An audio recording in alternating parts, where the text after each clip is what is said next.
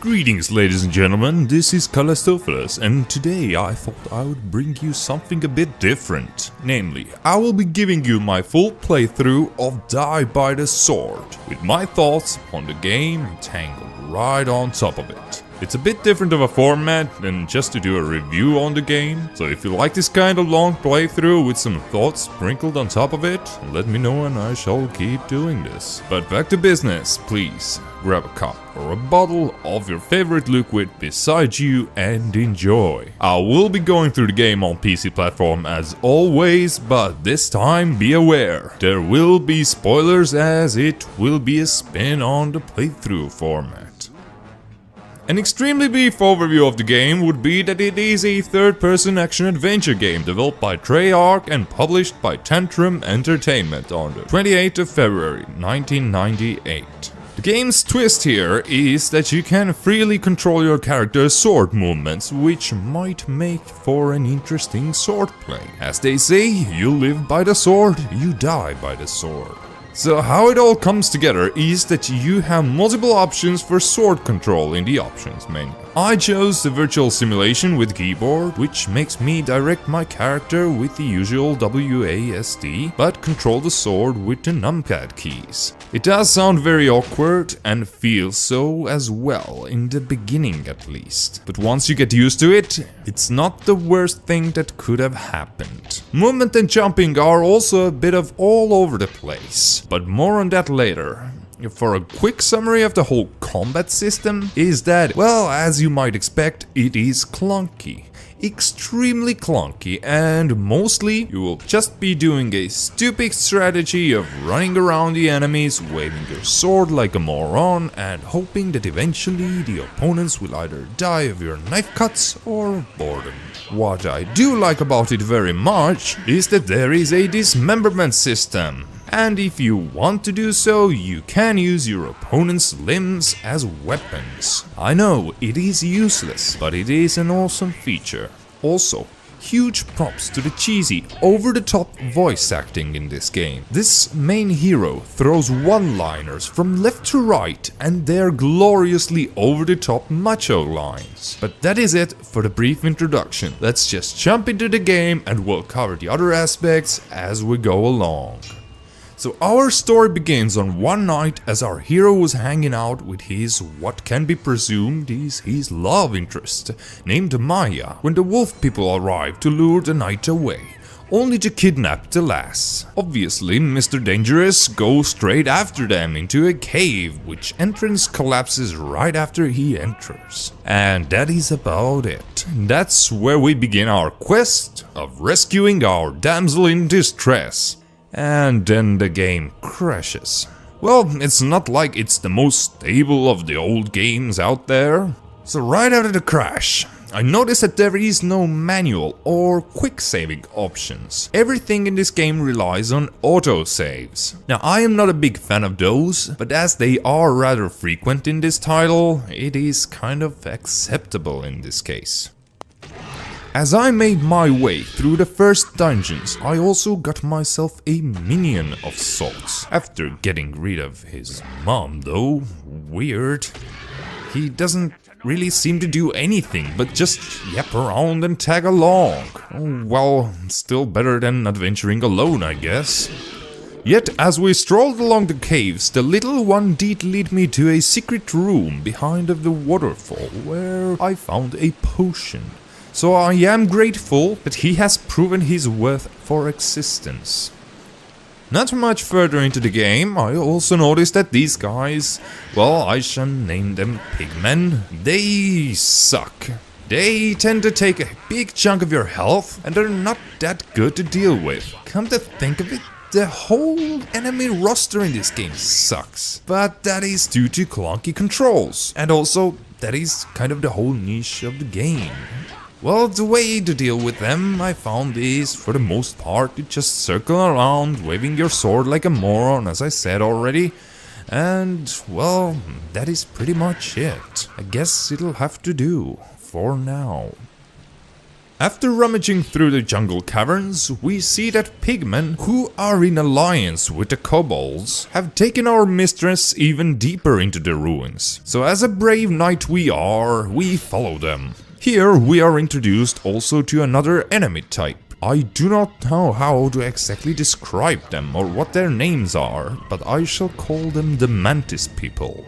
And just as we're about to venture on, obviously the game crashes again. So we reload and try again. Also, I just love how when you wave your sword around low, you look like a blind man with a walking stick. Well, I got nothing against blind men, but this just looks funny in the given context. When we are finally allowed to continue, we are dropped to our doom. This is nice. I am glad that they had an autosave just there. Now I must say that after getting mutilated by pigmen, the kobolds, and other wonders of the local fauna, the amount of time it takes from the moment you die to the moment you can actually load the game again gets annoying, as it does take up a while. I guess the cure for that would be not to die so damn often. One actually could just hit escape and select the load game option for a quicker response. However, at the time of the recording, I had not acquired that piece of knowledge yet. And as we venture through the mines, we crash again. Did I already mention how stable this game is? Also, after some consideration, I have come to a conclusion that this particular fauna holds many symbiotic secrets from me, which I do not yet fully understand. Like the kobolds and pigmen seem to be friends, yet the pigmen tend to beat the living hell out of the kobolds during their lunch breaks. On the other hand, the mantis people and the pigmen seem to love duking it out, which is absolutely fine by me.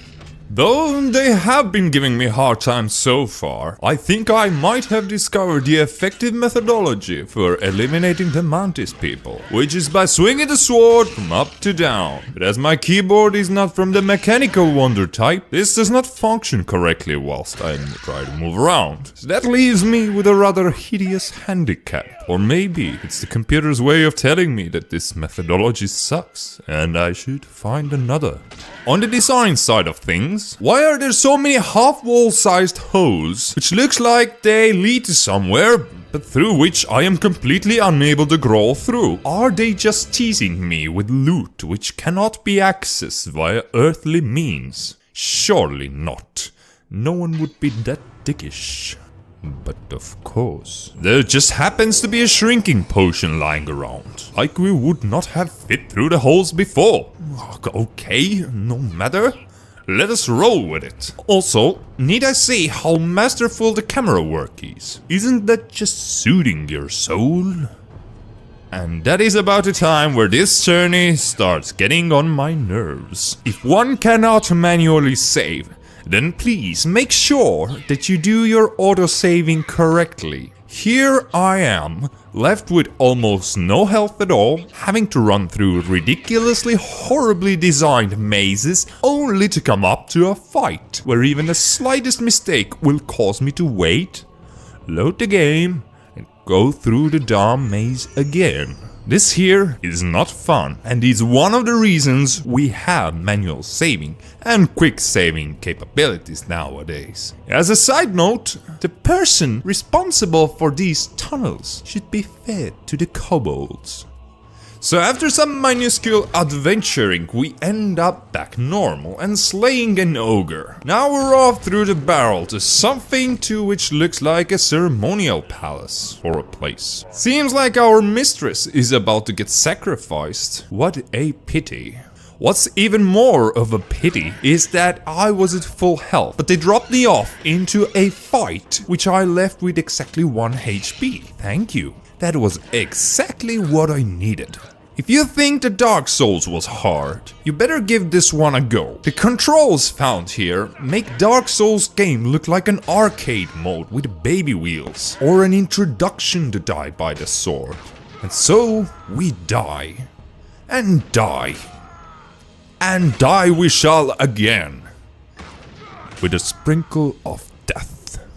Until I've completely had enough of this. Time to reload a previous save and redo the initial fight. I let the Mantis Man and the Piglet duke it out, and thus I got away with just a few scratches. It was time for me to proceed. After beating the big guys and thinking that I'm really getting a handle over handling the pigmen, the game does another twist. Whoa, it decides to throw a tons at me at once. Well, okay, it was more like 3 of them. And at least they're not Mr. Mantises. Those guys really suck. Finally, we come across Maya in the sacrificial chamber, and what happens? Well, you guessed it. Right at the climax of her vanishing act, our mechanical journey machine crashes. So after some battling, meeting with the ugliest one-eyed bandit, some more battling, and a horrific platforming, we arrive at the next level. A cutscene greets us again, and here's a quick summary of what happened. The Pig Cheese himself seems to have a keen interest in Maya without us yet knowing why.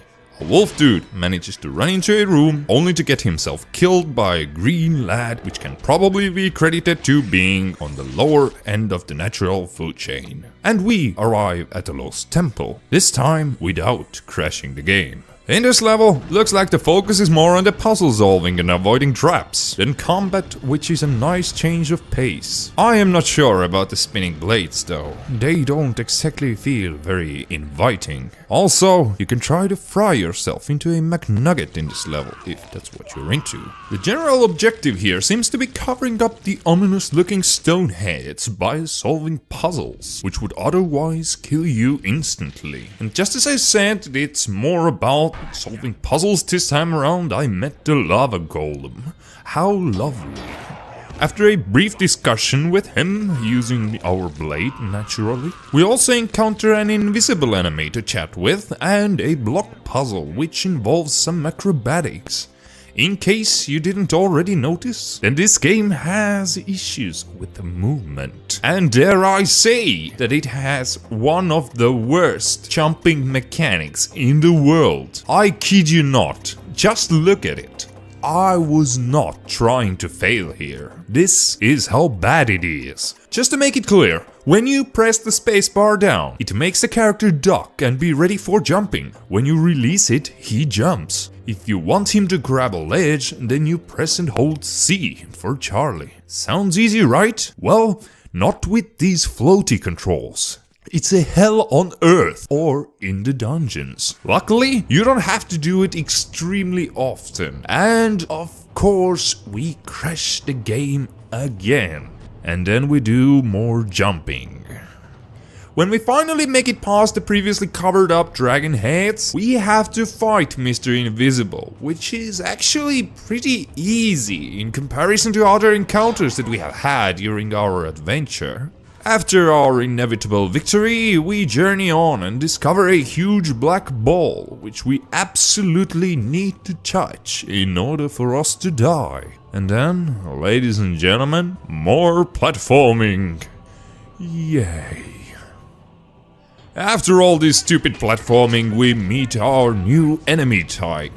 The Dwarven Miners, not to be confused with miners. They are pretty much a pushover enemies when they come alone, but should not be underestimated in packs. Also, we arrive at a new level, the mines.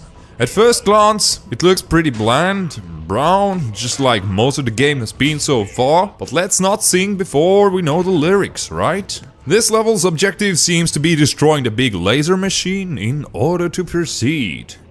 As we make our way through the level, we kill a blacksmith and acquire a key from behind his smelter. Just look at this. Do you see the key? Look how flawlessly it blends into the background and how tiny it is. If I had not noticed it during the first run by accident, I think I would have been stuck here for ages searching for the damn thing. Now setting forth in our quest to make some holes in the dungeon, we need to break the water pump, which of course is behind a locked door. Have you ever wondered why are all the doors in video games locked for you? And you need to find the appropriate key. Isn't that like super uncomfortable for the bad guys? Always having to go and pick up the key in order to do a minor correction on some device. Well, let us not break the immersion, cause there's not much left anyway. Finally, as we break the laser machine by overheating it, we can proceed to the next level, which is the Master's Lair. Now we encounter another enemy type, the skeleton dudes. Those guys are fairly annoying, but don't take much health from you. Also, there seems to be quite a few traps laid down on this level. So far, no platforming at least, so that is a bonus in here. In addition to that, the atmosphere for the first time in the game is truly to my liking. The objective here seems to be to take down the power crystals from powering some sort of main crystal. But what is it, or what it's used for, we don't have a clue yet. But I've got a bad feeling that we are about to find out. The potions and rations seem scarce here as well, as it kind of figures. I mean, who would use them in this castle? The skeletons? Nah. Though there is a fountain which completely restores your health. Just be sure to use it when you need it, as it seems to only contain one charge. During our ventures through the halls, there are some spear traps which fly out as you get too close to them. Now, I have not found out a way to trigger them without being hit. So even though I know they're there, I have to take the damage. That is very unfortunate. Also, in the third hall, watch out for the falling ceiling trap. It won't bring you good health and fortune in case you stick around for too long. I suggest using the spot from where the skeleton came out as a hideout. Another thing to keep in mind in this level is that every fountain room also contains a secret room, which is needed in order to complete the game. Otherwise, this will happen. Dare to invade my home and disrupt my work?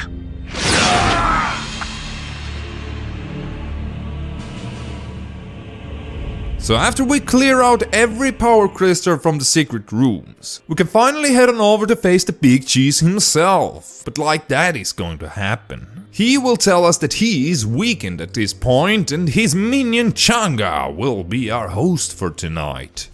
Remember the green guy who killed the unfortunate kobold guy before in our quest, proving his upper stance in the food chain hierarchy?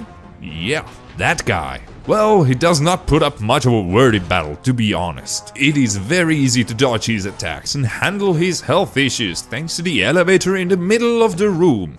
Once we have taken care of him, we head over to take the elevator back up and head after the Big Cheese again. Should you be in need for some healing, feel free to take a potion from the Cheese's bookcase. I'm sure he won't mind.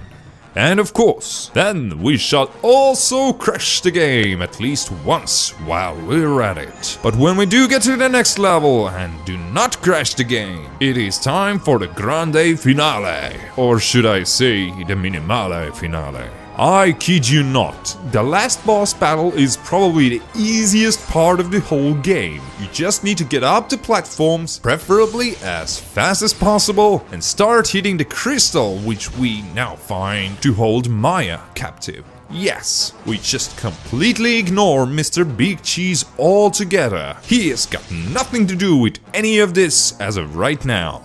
Once we do break Maya free from the crystal, we'll get to enjoy a small cutscene where Mr. Big gets backstabbed. Now, once we have the control back, let's be quick about it and behead the evil dude. Otherwise, he will power up a charge of electricity and push the dashing knight into the lava pit below. But once that's done, well, that's it. We'll be left with the ending cutscene to play out, which I will leave you to. There is also a small summary of the whole story coming up during the credits, so be sure to stick around for it. It is that good. But that is it for me. I hope you enjoyed, and I thank you very much for watching. Bye bye.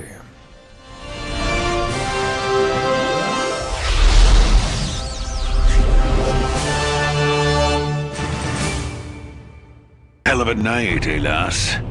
Oh, I'm telling you, Maya, that volcano was filled with more hells than I cared to face again in me lifetime. yapping kobolds by themselves are no matter, as you know, but dodging ropes and riding rafts down rivers with only green-scaled fishmen for company are another side of the coin entirely. You know, lass, I must have chased you through miles of caves, all filled up with orcs and giant black bugs. And that's to say nothing of the tentacles. I hate them. You ain't seen death staring you in the face till you've seen those damn tentacles snap you up like a child's plaything. And it always seemed like I was just one step behind you, lass. Then I followed your trail into these tunnels, filled with the biggest tribe of orcs and ogres I've ever laid me eyes on. All of them led by this orc shaman character and his black magic. But at least that was a straight fight, not that jumping and running like a rabbit in them temple ruins that came after.